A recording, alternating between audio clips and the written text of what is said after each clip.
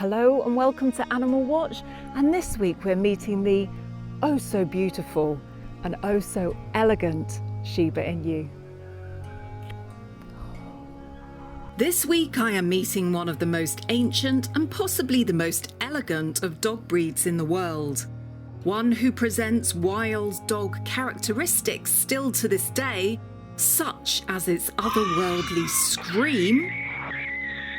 One whose appearance has been described as being unreal, like a perfect plush toy. This dog is not only small and exquisite, but has fire in its belly, which has it down as one of the most independent, courageous small dogs to ever exist. Which is why Japan holds it in such great esteem. Meet the breathtakingly beautiful Shiba Inu.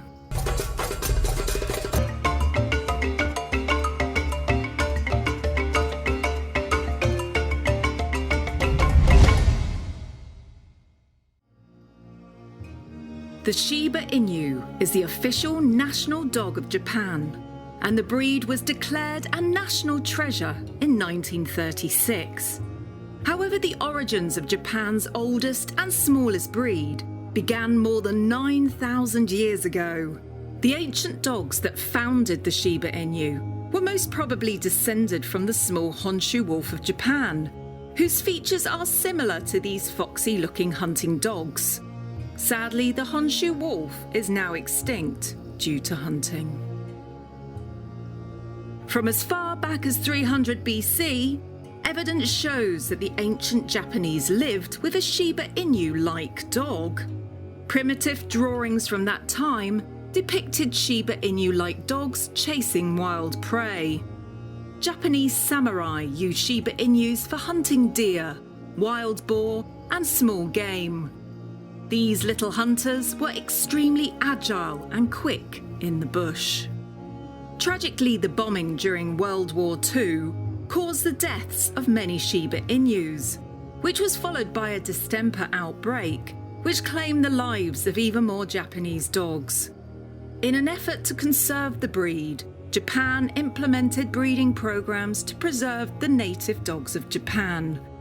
Initially, there were 3 types of Shiba Inu dogs: San-in, Mino, and Shinso. However, the war and disease outbreaks killed too many of each Shiba Inu strain to preserve each strain individually. So, in an effort to preserve the Shiba Inu breed, the Japanese bred all 3 lines together to produce what is now the modern-day Shiba Inu. The modern-day Shiba Inu is the result of thousands of years of importation, selective breeding and preservation. Today in Japan and the United States, Shibas are simply companion animals, but their innate ability and enthusiasm for catching prey remains intact. Today I am visiting Fantasa Team Vormund in Nottinghamshire, home to some of the UK's top winning Shiba Inus. Liz and her daughter Michaella have invited an array of guests in order for me to understand the Shiba Inu fully as a breed, in both character and as a companion dog. Hello! Hi, Anneka. Welcome to Vormund Kennels. You've come to see our Shibas. I have. I've come to see the little foxes. They're so cute. Who have we got here? Hello. Well, this is Cinna. Cinna. This is Patty. Patty. Hello, Patty. This is TJ. TJ? Yes. TJ, you're so sweet. Yes, I am. I'm only a baby. You're so sweet. And we got the little foxy woxies here. Who have we got here? Mona. Mona. Oh, Mona, you're so friendly. Mona, you're so friendly. Oh, yes, you are. I'm getting all these kisses. Aren't you lovely? Yes, you are. What a little sausage. What a little sausage. And who's this? Shoji. Shoji. Hello, Shoji. That's Shoji the samurai. Oh, he's so elegant, isn't he? And beautiful. So elegant and beautiful. And who's this? And this little one. Oh, I feel like I'm back at the Fox Sanctuary again.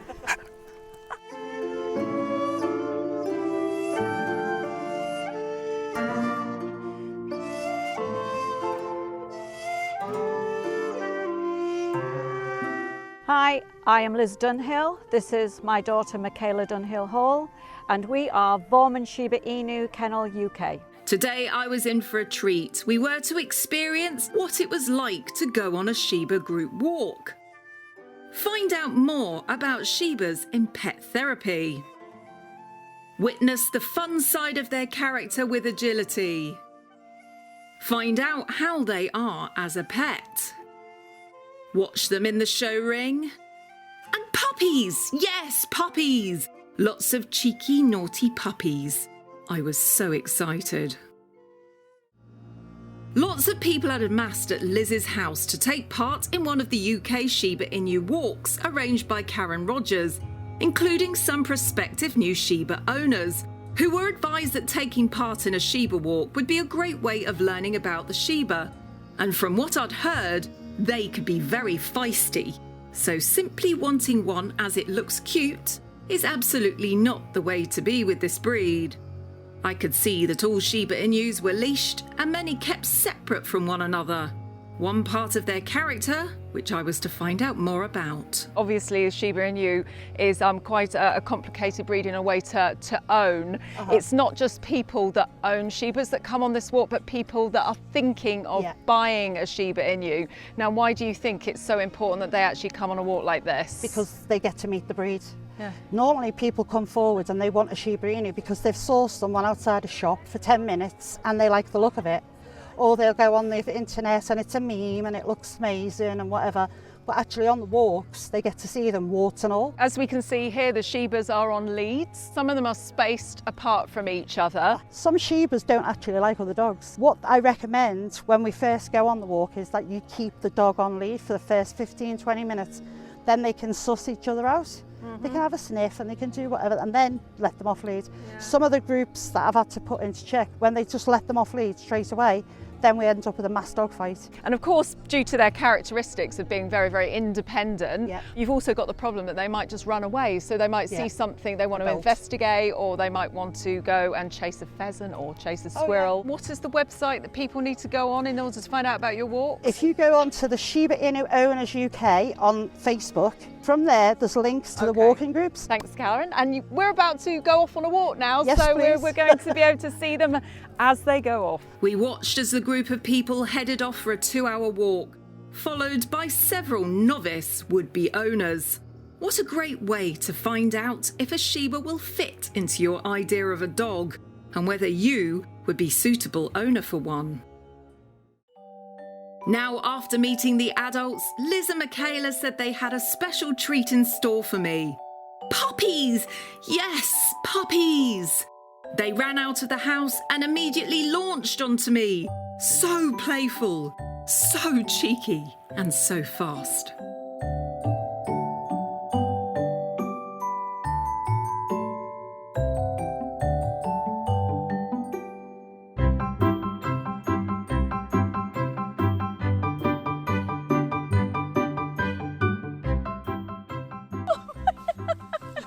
This one's crazy! I was told that Shibas come in many personalities, very similar to a wild wolf or dog pack. So there is always a dog that has a role in the pack. But despite all of them looking nuts right now, I was told that you could get laid-back, relaxed ones, really affectionate, licky ones, feisty ones, and aloof, independent ones. Now, one trait that the Shibas possess, which goes right back to their wild dog roots, was their otherworldly scream.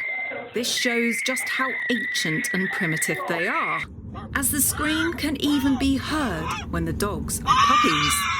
They scream in order to alert the parents of danger, just like a wild dog or wolf. This scream follows them to adulthood and can often be heard when the dog complains about a situation he doesn't like or to simply get your attention. After meeting the gorgeous plushy toy puppies, we thought we would take a look at some agility with this breed. Not known for being the most trainable, not because they are stupid, but because they decide whether to listen to you or not. Plus, if you are boring, they may just walk off. Hi, my name's Helen. This is my Shiba Loki, and we're going to try and demonstrate some agility training. But Loki being Loki and Loki being a Shiba, we never know what will happen.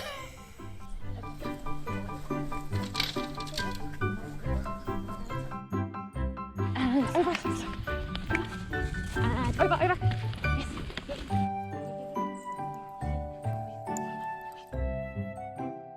My name's Jean and this is my dog Luella. She's a 12.5 Shiba Inu. We're going to attempt to do a bit of agility, but as you know, things can go wrong. Over, good girl. Tunnel, good girl. Over, good girl. Over, good girl. Go weave.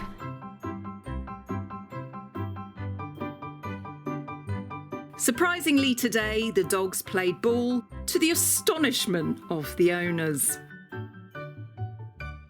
Now I was to find out everything about the breed standard, and for this, Liz and her daughter Michaella brought out 2 colours.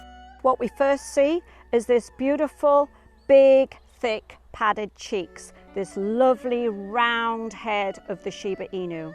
He has thick, padded ears, which then are inclined further forward over the dog's head. The captivating look is the obliquely set eye. The under corner is quite almond in shape, and then we have the diamond-shaped top lid. He has a full complement of 42 teeth and a scissors bite. So he has Urigiro on his front, and as you can see, this is part of what we call the bow tie. So the red invades into the Urigiro marking. The dog has got a level backline, and what is special to this Shiba Inu breed, he has a loose curl, and they say that you should be able to pass a ball of rice through the curl of the tail.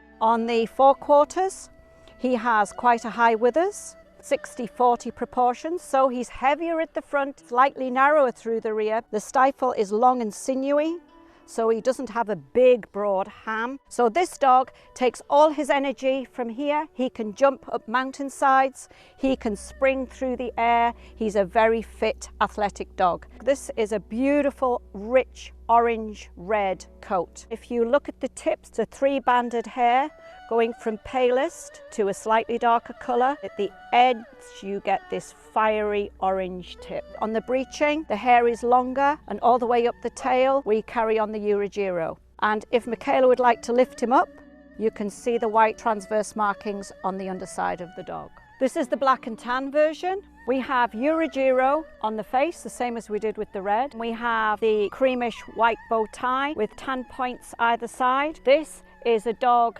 that has got black guard hairs over a base coat of grey and red. And what you should be able to do with the plushness of the coat is see imprints in it. Down the back of the legs, we have white, tan and black.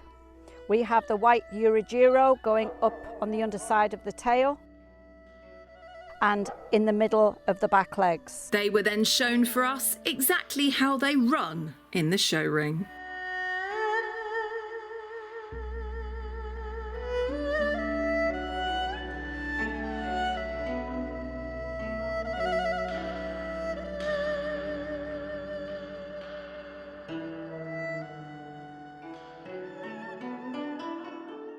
Now we had seen the lively, the playful and the beautiful side to the Shiba Inu, but how about its softer side? For this I spoke to Karen Jones, who takes her Shibas into hospitals and care homes to help in pet therapy, and she had some beautiful stories to tell me. We go onto the dementia ward. There was a chappie in there, and Roxy went up to him and he was stroking her, and he started talking to her. And the next thing, all of a sudden I could see all the doctors and nurses all congregate behind me. The next thing, there was more and more coming, and then the next thing they were all crying. Apparently he'd had a stroke, but he wouldn't communicate, so he didn't know how badly he was. Oh. And he started speaking to Roxy. He hadn't even spoke to his family, but he communicated with the dog, and it got him speaking. And on the children's ward, there was a young 9-month-old baby. He was premature. He was in an induced coma, and they brought him round, and the first thing he seen was his parents and Diva. That's so and cute. it's just say with children, he actually made a fuss of her. He was absolutely communicating with the baby. Oh, lovely. And he'd never seen a dog before in his life. Oh, beautiful. Yeah. That's wonderful. If people want to find out more about pets as therapy, what's a really good website for them to visit? They've got their own website, Pets as Therapy. Thank you very much for sharing your dogs with me today. No problem. And I hope they bring much joy to many more people in the future.